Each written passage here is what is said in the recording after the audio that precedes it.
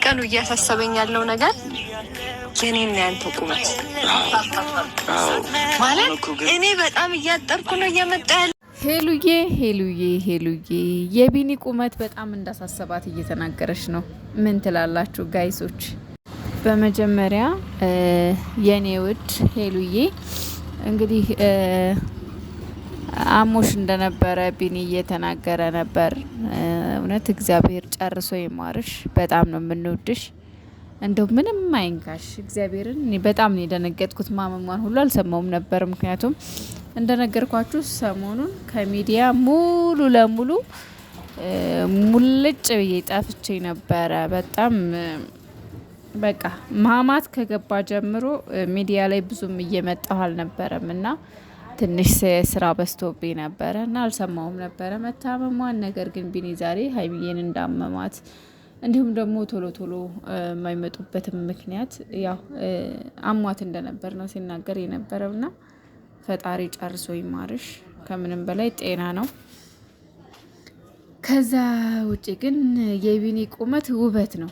በቃ ውበት ነው። ሌላ ምንም ቁመት ውበት ነው። በነገራችን ላይ እንዴ የቢኒን ቁመት እኮ ስንቶቹ እንደሚመኙ ብታዩ። በጣም ብዙ ሰው የሄልዬን አቋም የሄልዬን ውበት እና እንዲሁም ደግሞ የቢኒን ቁመት በጣም ብዙ ሰው ይመኘዋል። ስለዚህ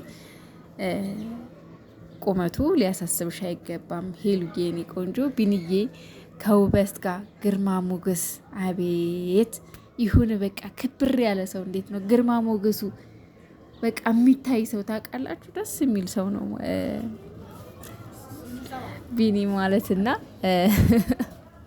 እኔ በነገራችን ላይ በጣም ደስተኛ ነኝ ሁለቱ አብረው በመሆናቸው ማለት ነው። ምክንያቱም በጣም ነው በቃ የሚሄድባቸው ማለት ነው። እና ጠዋት ላይ እኔ የእውነተኛ ፍቅር እየሸተታኝ ነው ብዬ ቪዲዮ ሰርቼ ነበር እና ብዙዎቻችሁ የእኔ ተመሳሳይ ስሜት እንዳላችሁ በጣም ገብቶኛል። እናንተም ነግራችሁኛል።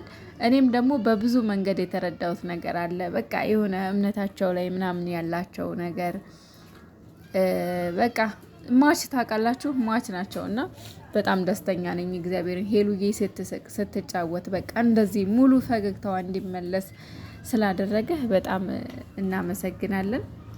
በቃ ሙሉ በቃ ደስተኛ ሆና ነው እያየዋት ያለሁት ማለት ነው። እና ቢኒዬ ደግሞ ዛሬ እንግዲህ የሚያምር ፎቶዎች የሚያማምሩ አንድ ላይ የተነሱት ፎቶ ተነስተው አሳጥቦ ቤትሽ ላይ እንዲሰቀል እፈልጋለሁ ብሎ ደስ የሚል ማስታወሻ ሰጥቷታል። ሄሉዬም ደግሞ በደስታ በፈገግታ በሳቅ ተቀብለዋለች። የኔ ውድ ደግሞ ስስቅን ስትጫወት በቃ የኔ አብሮ መሳቅ በጣም ግርም ይለኛል እግዚአብሔር።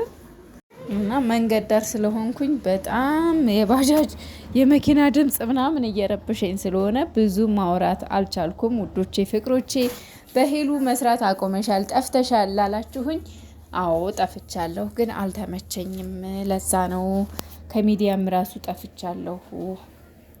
ለዛ ነው እንጂ ሄሉዬ የኔ ወርቅ የኔ ስስት ከሀይሚዬ እንደምወዳቸው ሁለቱን የኔ ስስቶች እኔ እነሱ መተው አልችልም። በውጭ እየተከታተልኩ ነው ቪዲዮ እንኳን ባልሰራ ማለት ነው። ኔትወርክ ካገኘሁ ግን ኔትወርክ የለም። የነበርኩበት ሰፈር ከማማት ጀምሮ እስካሁን ድረስ አልተመቸኝም ነበረ። ከዚህ በኋላ ግን አለሁኝ።